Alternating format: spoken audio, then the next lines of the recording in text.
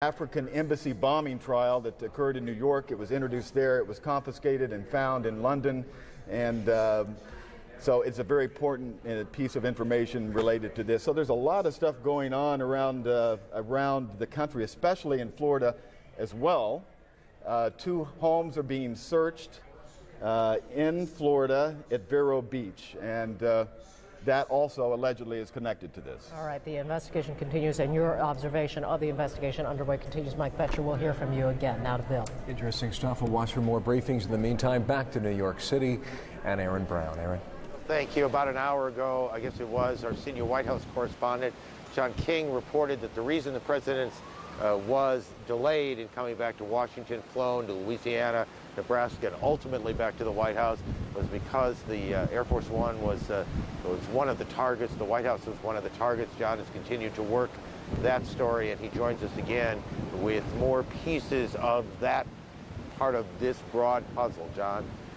Pieces of that puzzle, Aaron, and I should note we're waiting for Ari Fleischer, the White House press secretary. He's a little more than a minute away from briefing, we're told, at the White House. I just spoke to him again, and he said there was specific, real, credible information that even when Air Force One was on the ground in Florida, that perhaps it was a target of these terrorists. That's why the White House is saying they took extra precautions in getting the president back to Washington yesterday.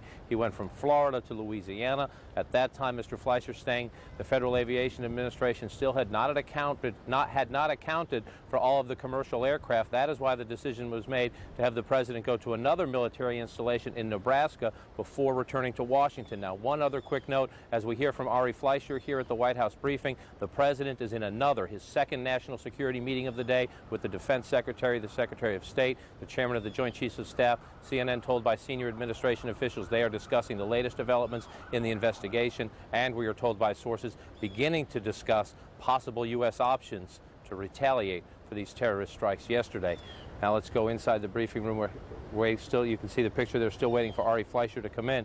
Ari told me just a few moments ago that he is prepared to offer a bit more detail as for why the administration decided to go on the record this morning and say that in its view there was credible information that both the White House and Air Force One were potential targets at least. And again, as part of that information, the White House saying the aircraft that crashed into the Pentagon may have indeed been heading for the White House and then decided at the last minute to change course. And there also, of course, was information provided to congressional investigators that the plane that crashed in Pennsylvania may have been coming toward Washington. Let's listen in to Ari Fleischer in the White House briefing room. He has been making a series of phone calls to leaders around the world to rally an international coalition to combat terrorism. He has spoken today with Prime Minister Blair, with Prime Minister Chrétien, with President Chirac, with Chancellor Schroeder, with President Jiang of China, and twice with President Putin. The President will continue to reach out to leaders throughout the world to develop this coalition, to send a message that the United States and the world stand united, all the freedom-loving countries and others, to fight terrorism. The President is also gratified by the action taken today by the North Atlantic Treaty Organization, NATO, in which they invoked Article 5, saying that an attack on one NATO nation is an attack on all NATO nations. The President is also gratified by the United Nations Security Council resolution that passed today condemning this attack and saying that it was a threat to international peace and security. Finally, as the President said in his remarks this morning, freedom and democracy are under attack. The American people need to know that we are facing a different enemy than we have ever faced, with the President's words. In this case, we have specific and credible information that the White House and Air Force One were also intended targets of these attacks. As the President also said in his remarks, this battle will take time and resolve, and make no mistake, we will prevail. I'm happy to take questions. In terms of the specific threat that you talk about against the White House and Air Force One, we have heard from administration officials that the plane that went into the Pentagon may have originally been targeted at the White House. What can you tell us about that? John, we have real and credible information that the airplane that landed at the Pentagon was originally intended to hit the White House. Can you tell us about the nature of that evidence? No, of course I cannot. Any questions relating to how we have obtained any of this information, sources and methods, I will of course not answer. Why it changed course? why it went to the Pentagon and not the White House? We really do not know the answer to that, but we are aware of what we have. Why did Vice President Cheney remain in the building? The Vice President was removed to a secure area at the White House. We were told he was working out of the Situation Room with Condoleezza Rice. The Vice President worked out of several locations, and the White House has sufficient secure locations in events such as this. And this follows a regular plan that the White House has in case of any such incidents. Campbell? Reports, though, that the plane flew over the Pentagon and passed over the U.S. Capitol. If the White House was indeed a target, there have been military sources who say... I've not heard that report. I've not heard that report. All right, the threat against Air Force One. Kelly? All right, then you have credible information that the plane that crashed in Pennsylvania was intended for Air Force One. Do not have any information about that, about that plane. If Air Force One happened to be a target, isn't it true that when the president went to Louisiana, at that point, once he took off from Louisiana, there were no flights in U.S. airspace? No, at that moment, there were still reports of airplanes that had not yet been identified as to the whereabouts. That's another reason that the White House and the president operated in the secure manner that they did. At that moment, when the president had left Florida and was on his way to a base that no one knew where the president was heading to, there were still reports of planes that had not yet been brought onto the ground per the FAA's order. So, but I can follow up though, but when Air Force One left Louisiana and headed to Nebraska, I believe at that time there were no U.S. planes, or any planes still in U.S. airspace. So then why did the president go to Nebraska and not back here to the White House? Because the information that we had was real and credible about Air Force One, and the manner in which Air Force One operated maintained the security of Air Force One at all times, and that also is one of the reasons why Air Force One did not come back to Andrews, where some people may have thought it would. If we can make the connection here, that would suggest, Ari, then that the threat against Air Force One came in the form of another aircraft? No, I'm not indicating what form it came in, John. And it will not. Time did the White House get this information? On the flight from Sarasota to the first location.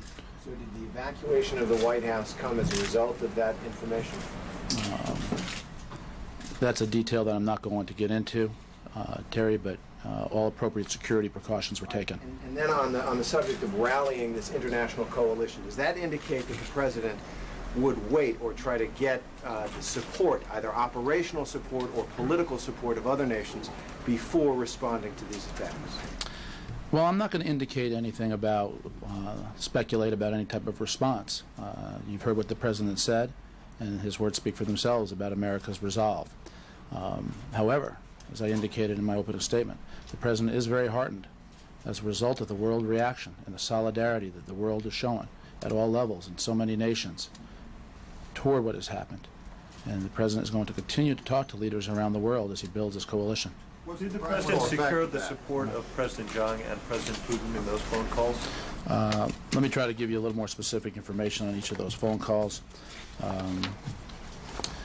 The president, as I indicated, spoke twice with President Putin, once for 5 minutes, the second time for 7 minutes. The president thanked President Putin for his call and for the message of condolence that President Putin sent yesterday. President Putin informed President Bush that he had signed a decree that there be a moment of silence at Russia and throughout Russia at noon tomorrow, with flags at half-mast to express the outrage and solidarity of the Russian people with the American people. The two presidents agreed that they would work closely together in the coming weeks to fight those responsible for yesterday's acts of terrorism. The president's phone call with President Chiang of China lasted for approximately 10 minutes. President Bush thanked President Chiang for his condolences and concern for the American people as well, and the two agreed to work together also to combat terrorism, which is another indication, as I mentioned, of the coalition the president is seeking to form as the world unites in the fight against terrorism. All right, will that coalition look at all like the Persian Gulf Coalition, see reaching out to Arab nations as well? The president is going to continue to have conversations throughout the world, and as you know, Secretary Powell has too, talked to many people, and I will try to keep you informed of the conversations the president has. But is it right that the president has not yet reached out to any Arab nation leaders? I'm going to try to do my best to keep you informed, but this is a process, and the president is going to continue to make phone calls. The president is, as you know, he has a meeting this afternoon with the security team.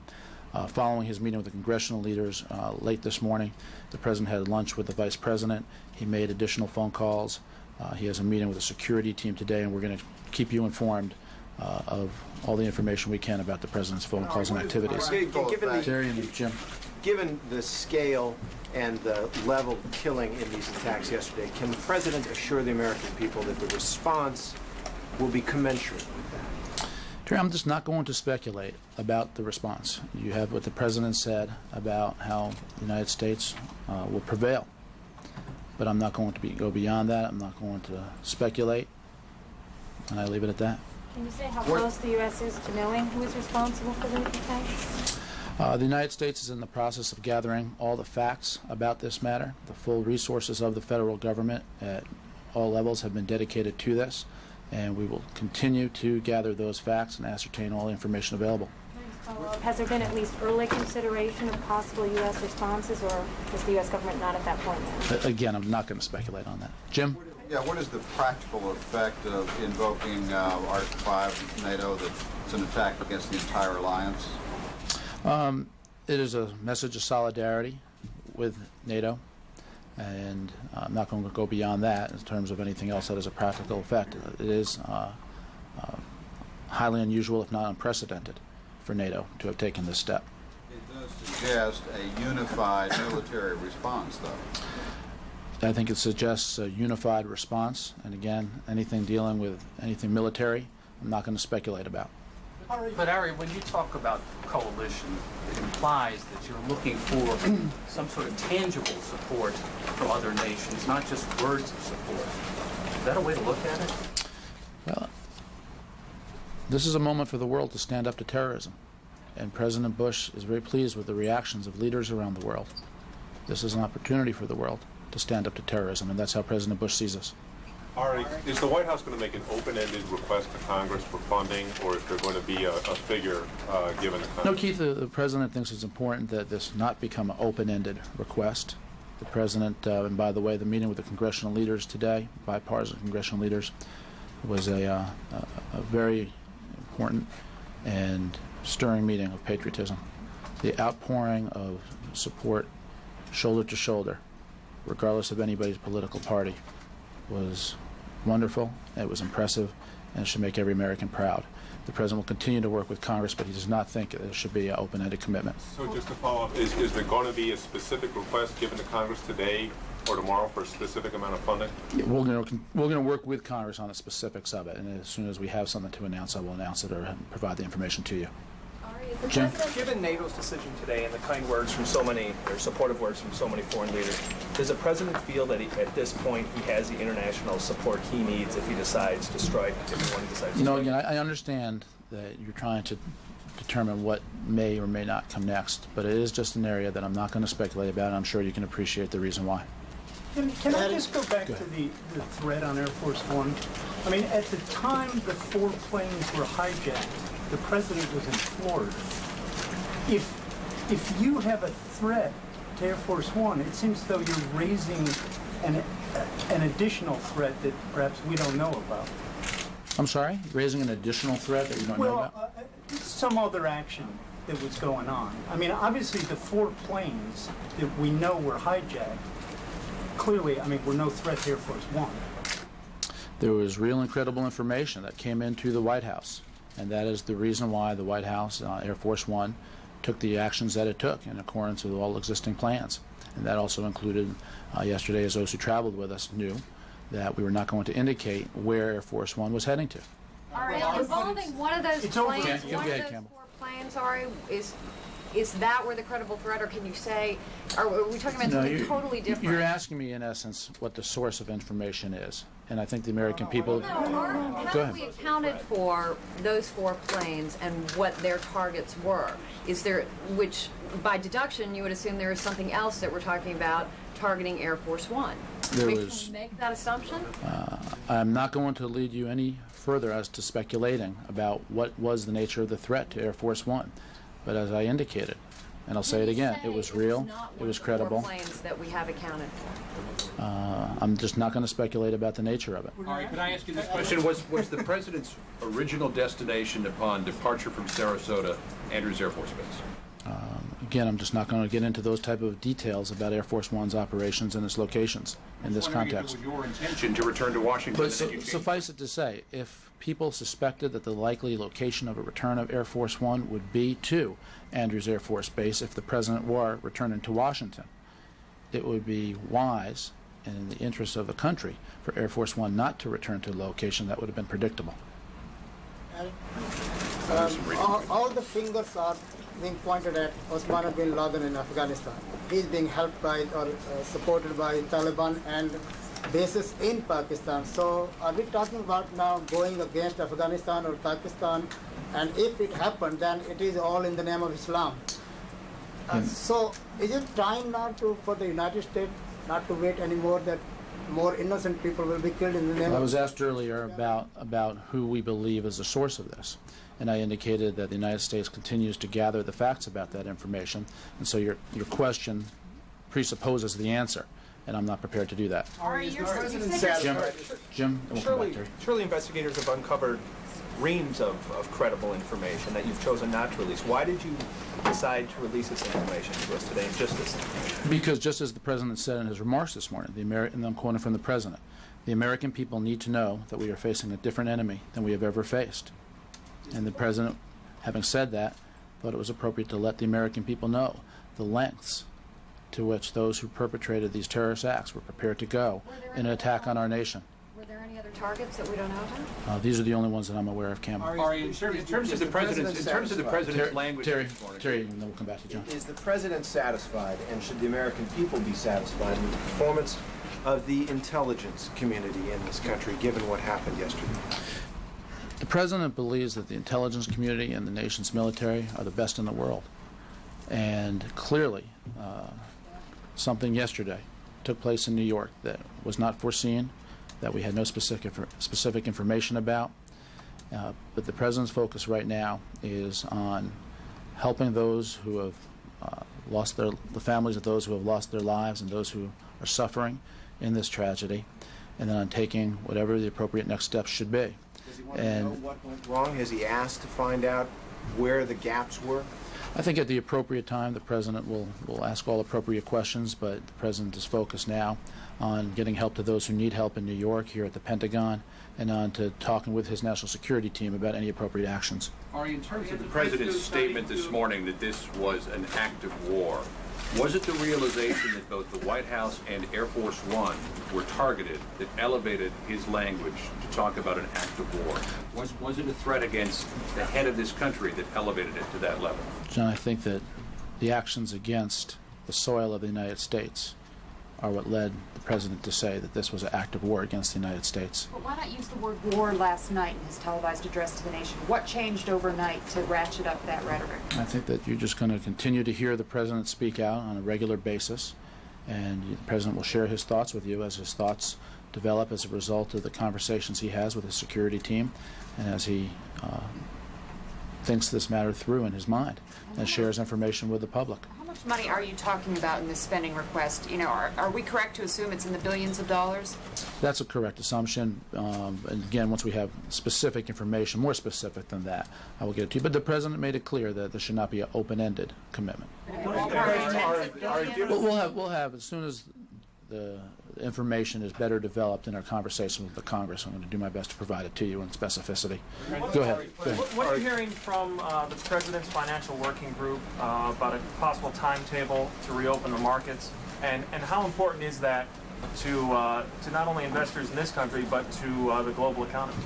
Well, first of all, on the first part of your question, the Security and Exchange Commission as well as Department of Treasury are looking at that matter, and so I'm going to leave that answer up to them.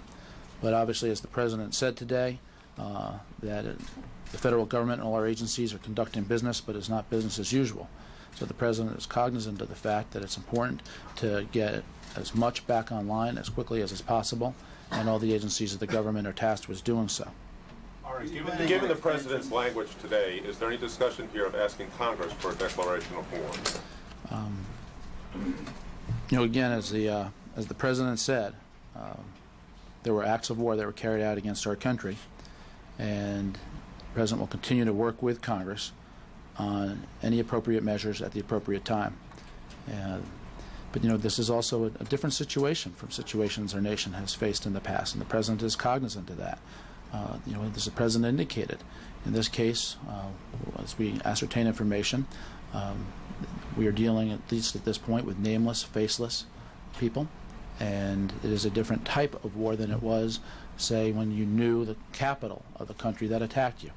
So we will continue to work with the Congress on appropriate language at the appropriate time. Just try to understand your answer. Given what you said, since it is unclear who has done this, or officially unclear who has done this at this point, is it less likely that there will be a request for a declaration of war? No, I didn't indicate one way or another. I said that the president will continue to work with Congress on appropriate language at the appropriate time. Not ruling it out. I've answered the question. Are you planning a major expansion of the Sky Marshals program? Jim, that's a question that you need to talk to the Department of Transportation about. They'll be addressing all issues dealing with airline safety. Go ahead, Elizabeth. What is the president's mood right now, his state of mind? How's he continuing through the day? I gave you some indication about the meeting with members of Congress, and I really have to say that it was a striking meeting in that the leaders of our nation, in the Congress, regardless of party, and in the White House, are resolute and are shoulder to shoulder, and that is the president's mood. I indicated yesterday that the president is determined, and I think that is still a fitting description of the president. There are administration officials who are describing him as more angry than they've ever seen him. Do you see that? I see him as determined. There's no question that the president has strong thoughts and strong feelings, but the president also is focused on this matter in a way that, again, I just go back to the meeting he had with the members of Congress. He is focused on rallying our nation, on helping those who need help at this time in New York and at the Pentagon, expressing his sorrow to the families involved, and on ascertaining all facts and all information so that the United States can and will do the right thing. Ari, has he heard from or reached out to former presidents for advice, for counsel, for support? I don't have any information, Kelly, about any former presidents that he's talked to beyond what I indicated yesterday. As to the meeting with the leaders of Congress today, does the president come out of that thinking he has carte blanche in response, etc.? No, the president does not think that. The president is going to continue to consult. The president is going to continue to lead. But the president understands that at all times it's important to work with Congress, but it's particularly important now to consult with the Congress. One of the greatest strengths of our country is that we are a constitution-based democracy. Our Constitution and our nation have survived acts of terror and attacks on our nation before.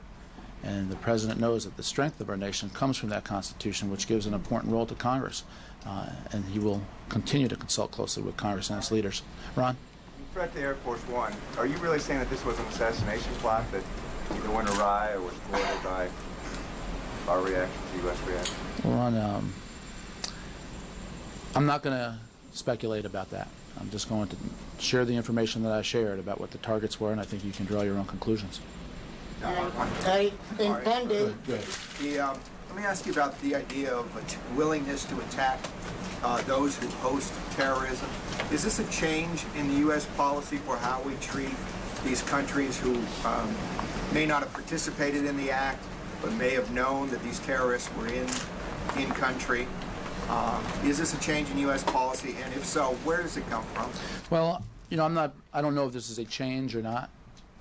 Of course, given the fact that President Bush has been in office now for 9 months, this is, I think, an example of how President Bush is going to address this in a resolute manner.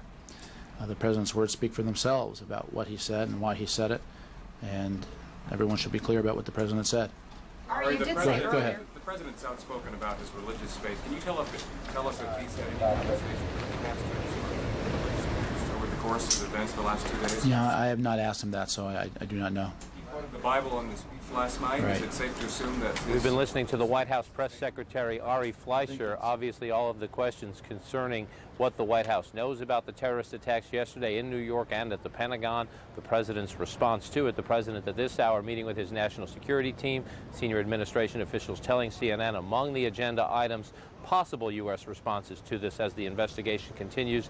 And Mr. Fleischer saying yet again at this briefing, one of the reasons the president did not return immediately to the White House yesterday in the middle of these unfolding events was that because both the White House and Air Force One were considered potential targets for terrorist attack, Mr. Fleischer saying the White House had credible and reasonable information to believe that.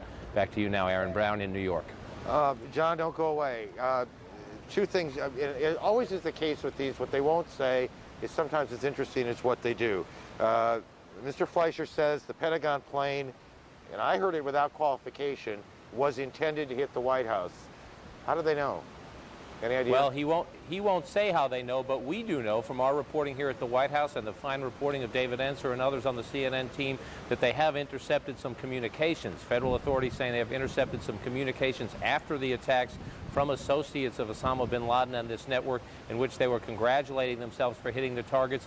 One hypothesis would be that perhaps in one of those intercepted communications or other information gathered in the investigation, it has been learned that that plane was initially targeted at the White House. The administration saying it won't discuss that publicly right now because to do so, in its view, would compromise the investigation.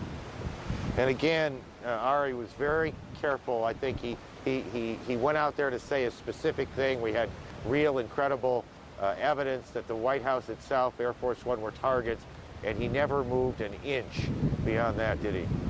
He would not move beyond that, except to say that they believed even when Air Force One was in Florida or then in Louisiana, there was still a risk. That was what some of us found extraordinary, because in conversations with the Secret Service yesterday, they certainly betrayed no such fear. They said all the time that Air Force One was secure. What Mr. Fleischer did say, though, Aaron, was that at that point, when Air Force One went from Florida to Louisiana, the FAA, the Federal Aviation Administration, had still not accounted for all the commercial planes. The FAA had ordered all flights grounded. What he's saying is they had not accounted for all the flights at that time, so given the fact that they believed there was a credible threat, they did not at that point want to fly the president back to Washington, so he went to one and then a second military installation, and then when he did return, even though they believed by then the skies were safe, he came back with an extraordinary escort of fighter jets. Right, if I remember this right, there were about 50 airplanes that were for some time before they could get to the nearest airport to them and put down, and it took a fair amount of time. John, the First Lady, the First Lady has a symbolic role. It's an important role. Have we seen her? What do we know of her activities?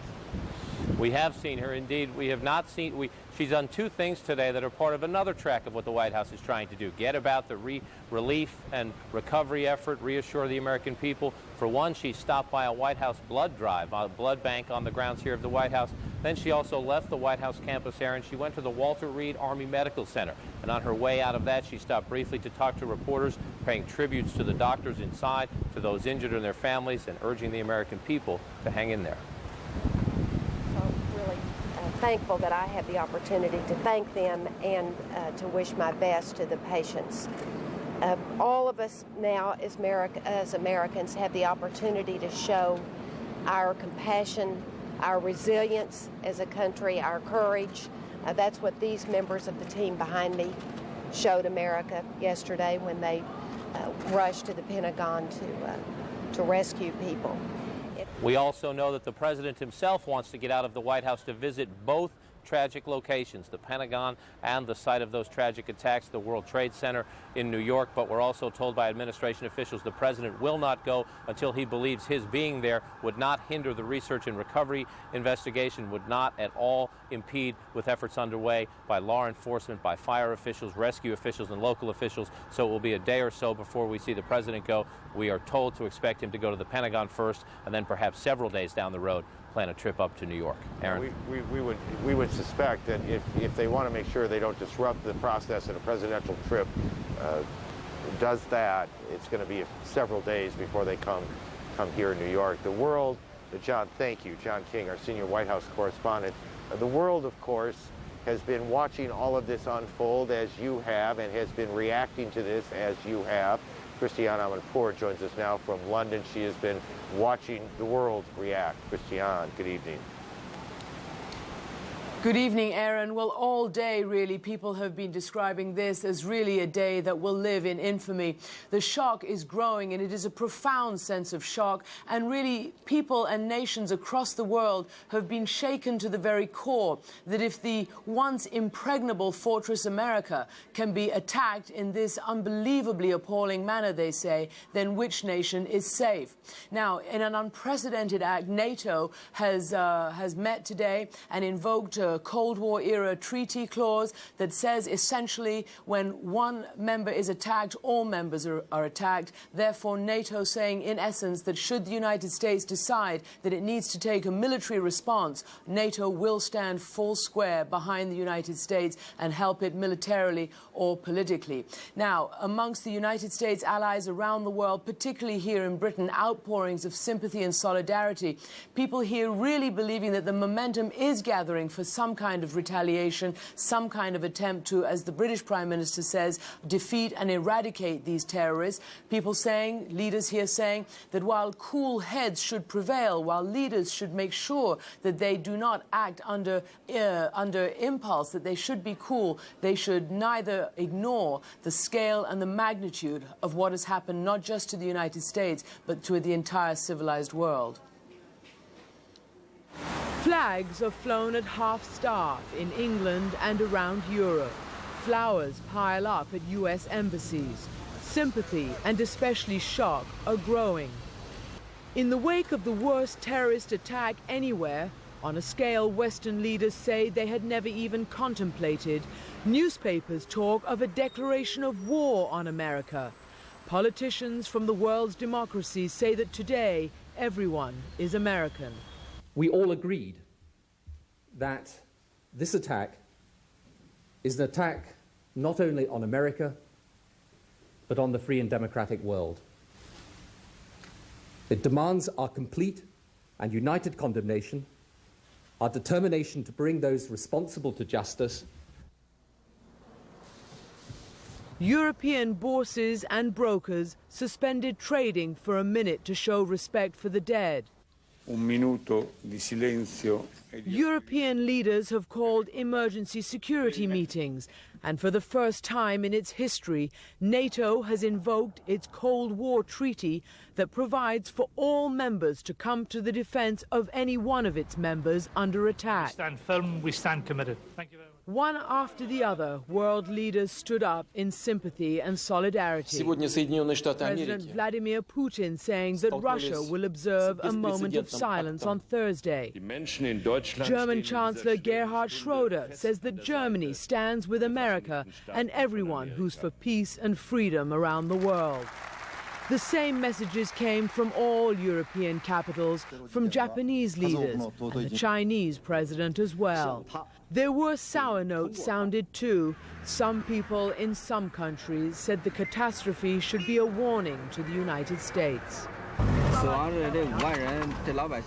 To have so many people die, though it's unreasonable, is a warning to Bush and his administration not to make policies that bully other countries, says this Chinese taxi driver. Back in Britain, which is one of America's strongest and closest allies, Prince Charles came to offer condolences to the United States ambassador, mindful that many Britons working in New York are likely to be among the victims.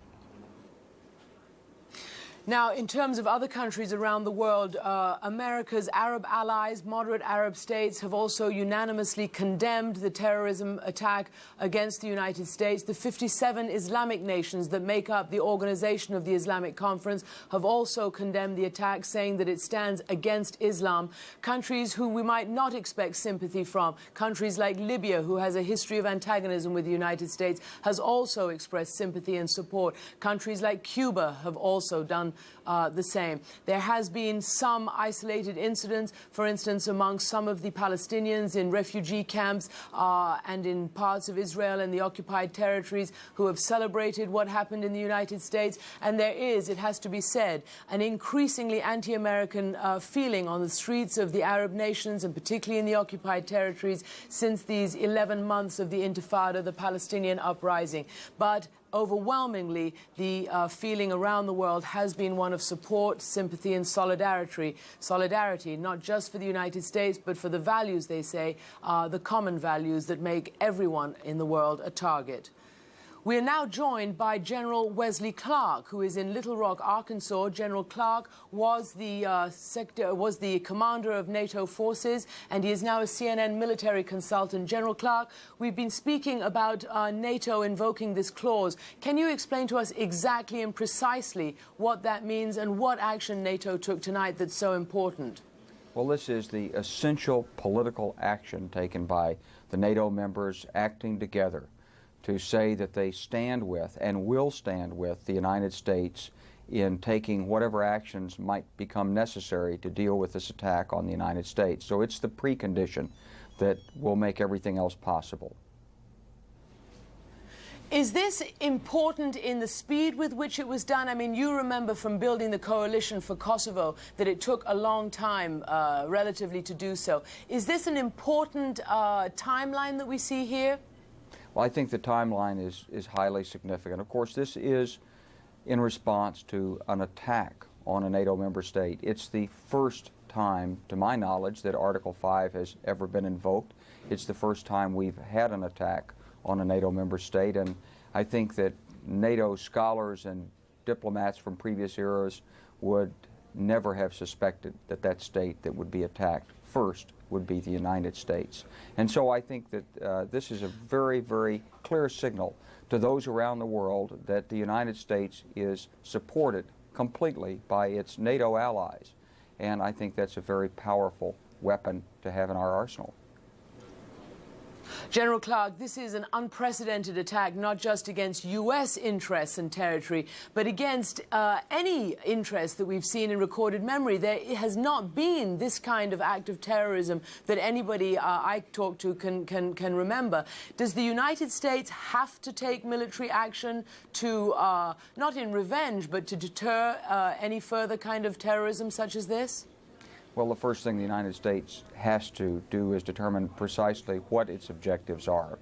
And as we've heard the President articulate over the last couple of days, it seems pretty clear that the objectives are beyond revenge. They're certainly beyond retaliation. He wants, and he's directed, it seems, that we're going to go after and destroy these terrorist organizations, and we're going to hold any states that supported them equally responsible. So this is, thus far, probably the most sweeping interpretation of the objectives. And what it means is that we're in for a relatively long campaign. We've seen some of the opening moves here by the United States today. We've seen the FBI extraordinarily active and very, very effective by first reports. We've had today the word from Attorney General Ashcroft and the FBI director about their activities and what they've found in the Boston area, for example, and they're following up leads in Florida. And presumably other nations are right now taking the same and similar activities, either in response to this or other chains of evidence that might be available. So the first step is to gather the information and then to follow it through and take this organization and the people out. And Christiane, if I could just say, there may well be a military strike or whatever associated with this, but let's remember that the target here, these aren't buildings that we're after. These are the people who masterminded this and all of their supporters. And so simply striking in revenge at an isolated training camp or whatever, that's not likely to be the objective here at this time. Not now. So what is, General Clark? We're talking about a faceless, maybe nameless terrorist organization, potentially, if they decide that it is Osama bin Laden. This is an organization, apparently, that has successfully morphed into sort of semi-autonomous operating cells around the world. Can you tell us how you take these people out? Well, I think we're seeing the first evidences of that right now by the action of the FBI and the local police in Boston. I think you take them out person by person, face by face. It is an organization with faces, and they can be identified and removed. General, we have to go. We've got some breaking news that Atlanta is making us aware of. Bill? Christiane, thank you. Back here, we're trying to again piece together the final moments of the 4 airline flights yesterday, specifically United Airlines Flight 93 that went down in Somerset County, Pennsylvania. Miles O'Brien tracking that with more information of what may have taken place on board before that plane crashed. Miles? Well, Bill, let's remind our viewers once again of the flight path of United Airlines Flight 93. Take a look at this information, which comes from Flight Explorer. This is based on Federal Aviation Administration radar data. The plane left Newark Airport at 8:43 in the morning, flew all the way out toward Cleveland, did a 180-degree turn, flew over Pittsburgh and then ultimately crashed in the Somerset County area. There's a good look at that track without it animated. You can see exactly what it did. The big mystery has been, why did it go down there when it appeared to be homing in on the Washington area? Well, we've just heard from some people who had a relative on board that plane, Jeremy Glick, who was traveling with his 2-month-old child, Emerson. During the course of when it became apparent this was a hijacked aircraft, he called home. In the course of that conversation, people at home, his mother and his wife, called 911 operators, conferenced them in. But during this conversation, it became evident to Mr. Glick that there had been a plane which had crashed already at the World Trade Centers. He put the phone down, according to his family members, shortly, came back on the line and indicated that he had just taken a vote among the men on board this plane, and there were a total of, it was a sparsely populated plane, only 38 passengers, had taken a poll of the men on the plane and had made the decision to try to overpower the hijackers. We don't know what happened then. The line went dead.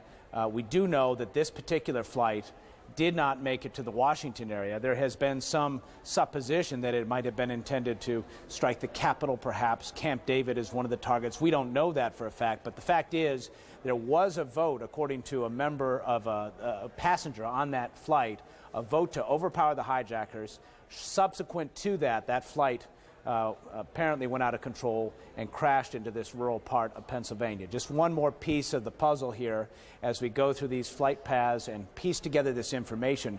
Almost each of these flights has at least one phone call or some sort of conversation or air traffic control communication which is giving us some sort of insights as to what was going on board.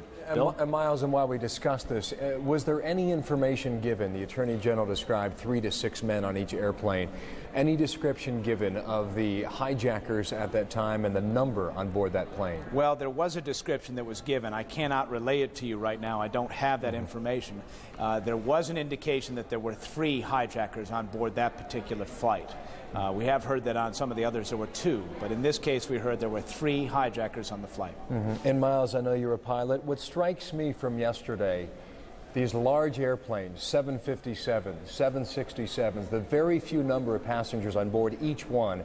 And also, if you look at the weather across the country yesterday, very few delays possible anywhere because basically there were clear skies yesterday. One would think in the planning and the detail, this would have to be the case in order to avoid any possibility that one flight could be delayed in another part of the country or in another city. Have you picked up on that as well? Well, I mean, we are getting a little bit into the area of speculation here, but the fact that it was a clear day is quite remarkable. There's a couple things to consider. First of all, as you pointed out, less likelihood of a serious series of delays, which would have undermined the timing of all of this. But another thing to consider as well is the fact that this aided navigation, aiming for those targets. If you presume for a moment that the hijackers were in control, and every pilot I've talked to a person tells me that the 3 flights that were successful at hitting those targets were undoubtedly controlled by the hijackers. If you accept that supposition, you're talking about someone who may or may not have a tremendous amount of aviation experience, perhaps very limited aviation experience, and might be just flying by what pilots call dead reckoning. In other words, pointing out landmarks and aiming toward them. If that were the goal, a clear day is the kind of day you'd want to have so you could pick out the coastline, find New York, and aim for the World Trade Centers. And back to the computer behind you, Miles, and the path that you're tracking right now. The reason we can do that simply is because there was still a signal emitted from that plane on board, correct? And that was not the case on every plane yesterday. Here's what we've basically been able to determine. Let me just show you. This is the track of the 2 flights which ultimately hit the World Trade Center. This information that we have for you is compiled by the FAA radar centers. There are actually 2 centers involved, Boston Center and New York Center, radar rooms essentially, which compile all of this information about these airplanes.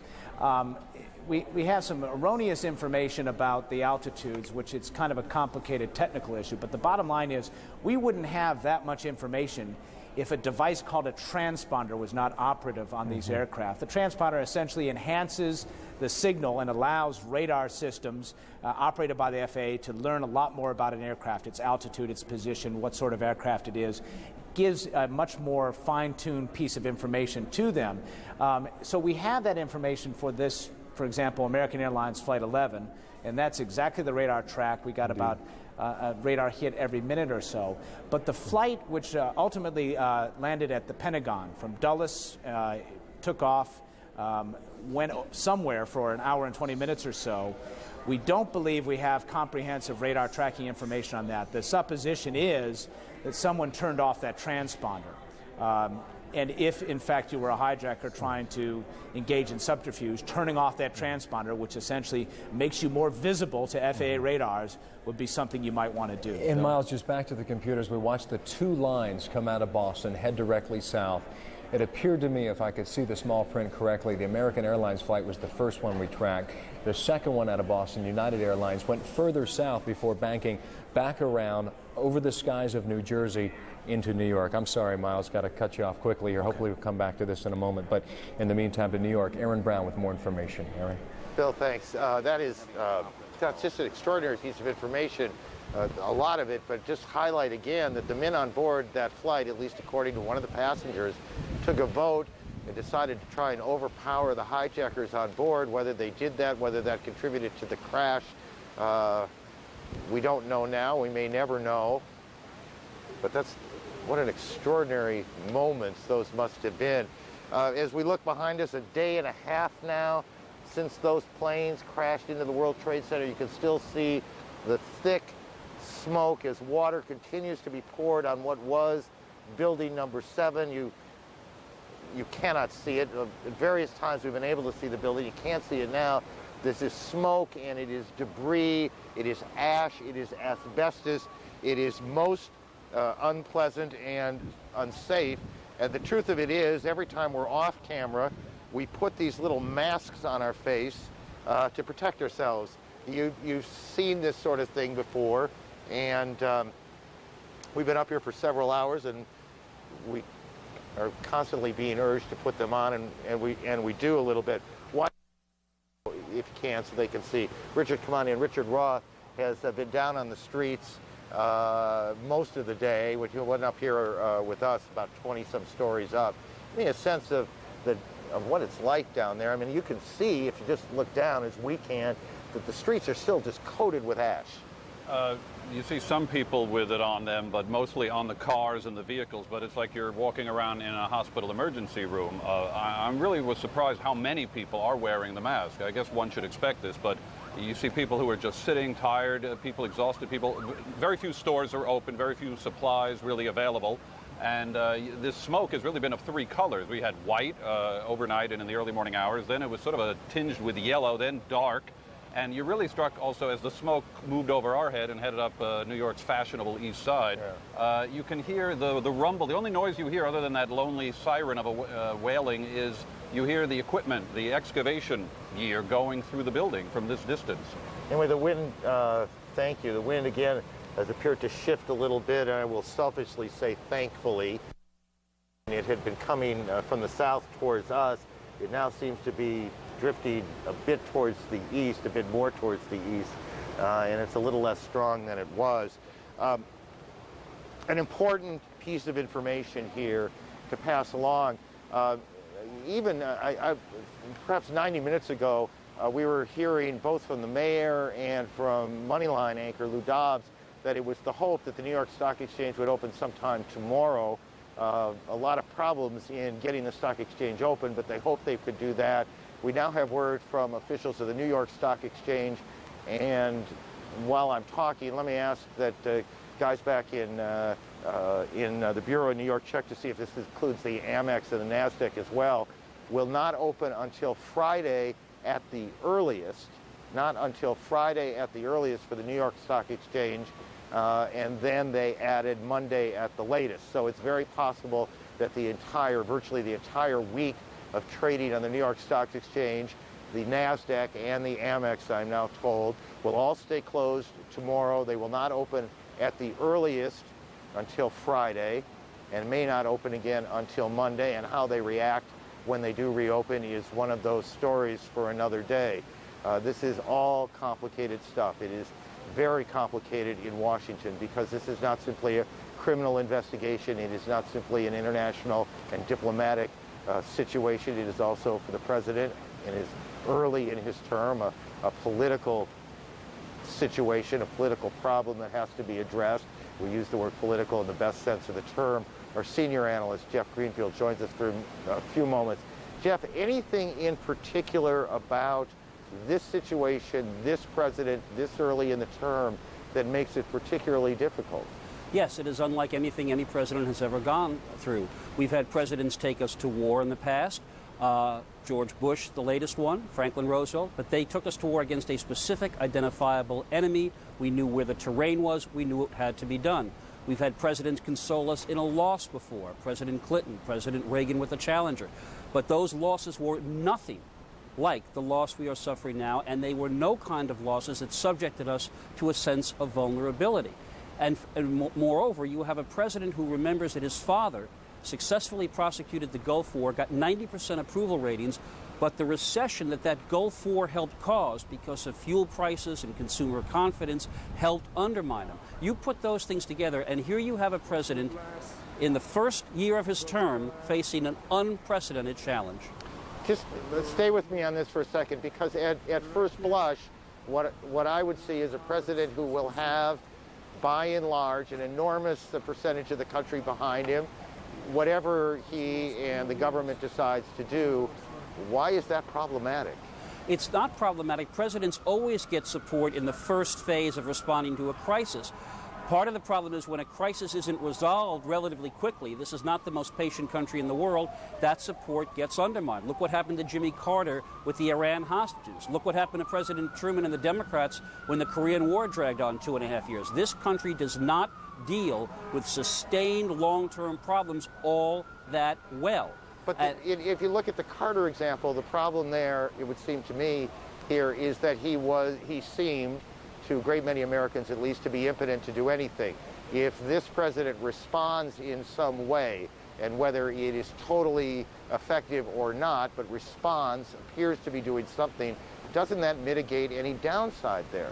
That is entirely possible. All I am pointing out here is that when we all tend to recognize the fact that the country rallies behind a president in a crisis, and Lord knows this is a crisis as big as any we have ever faced. That is not an overstatement. My point is only, if you look at history, challenges a president will face is that if that initial response is not followed by a pretty clear success, that support can be problematic.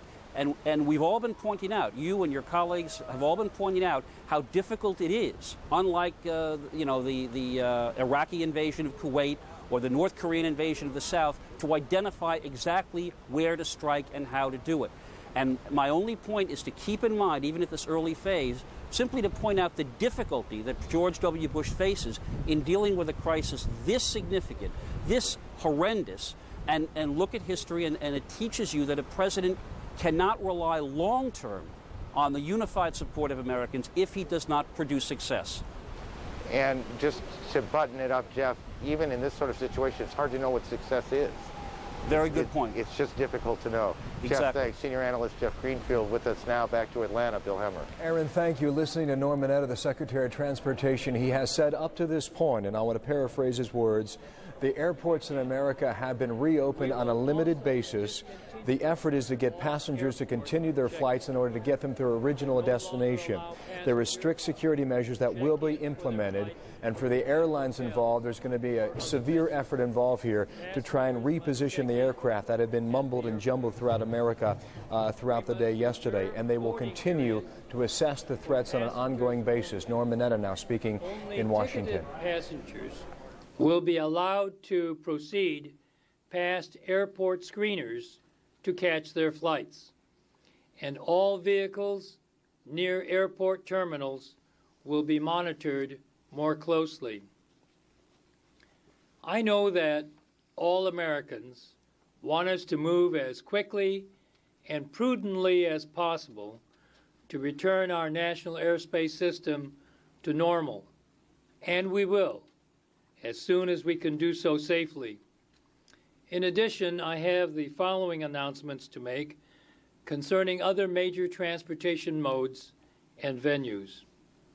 Major railroads are reporting normal operations and minimum delays. Amtrak is operating on a normal schedule and has returned normal operations in the Northeast Corridor. Many bridges connecting Manhattan and New York City remain closed, open only one way, or with limited access. New York City Transit is 95% operational, with the exception of the traffic around the World Trade Center site. Washington, D.C.'s Metro Rail system is operating on a regular schedule. Greyhound bus service has returned to normal operations. The Port Authority of New York and New Jersey, in terms of their terminal operations, remains closed. Our biggest concern is for the victims of yesterday's terrorist attacks. I would also like to commend our Department of Transportation employees who have shown an outpouring of support. Hundreds of our employees have asked what they can do in the wake of this catastrophe, whether donating blood or supporting rescue efforts. The United States Department of Transportation has been coordinating industry volunteer efforts to provide buses to transport emergency rescue personnel to Stony Creek, Pennsylvania. Again, let us leave here this afternoon with our thoughts and our prayers for the victims of yesterday's terrorist attacks. Secretary, to take a couple of questions now. Jonathan Slent.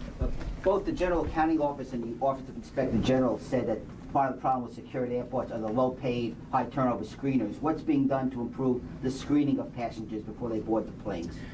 Well, we started this process actually earlier this spring by coming out with a rulemaking to allow the Department of Transportation to have the increased powers or authority to require not only in terms of requirements, but the monitoring of the screening people at airports. And so as part of that process, we are looking at the whole issue of how to improve the ability to screen passengers as they come into the airport. As I said, one of the things that we're going to say is that no passengers are going to be allowed beyond that point.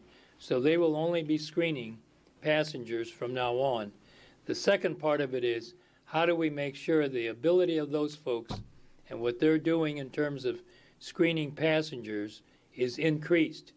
That process we had started back in May of this year, I believe it was. Mr. Secretary, can you give us some sense of how long you think it will take to get the system back up with the new security procedures? Well, I can't give you a date or a time as to when we will be back in operation. We're trying to make that determination based on the safety and the security of the passengers and the airline operation, given the intelligence reports that we are getting. Now, as I had indicated earlier, I had hoped to start operations today at 12 noon, but because of the concerns of the FBI and the intelligence agencies about intelligence information they had, and we had a meeting early this morning, and then there was a meeting of the Security Council or a deputies meeting, and then we had, subsequent to that, a National Security Council meeting, which I was part of today. The determination was made to put off operations until we are sufficiently secure in our own information about when to resume operations. To the extent that we are moving or starting operations, that's why I said we're going to allow passengers who were diverted yesterday to be continuing on those flights and the repositioning of other aircraft. But beyond that, right now, we are not resuming normal operations. It's the security concern that is keeping you from... Pardon? It's the security concern, Yes, then, sir. not the That's logistical correct. problem. Secretary's got to go now. Thank you very much, Thank you. Mr. Secretary. Thank you, everyone. For those who have been stranded at American airports or have been stranded in cities they do not call home, this will come as a glimmer of hope in order to return to their loved ones and families that they have been left stranded and separated from. Norm Minetti issuing a limited basis return to flight, but we must at this point try and define limited. It had been told yesterday and throughout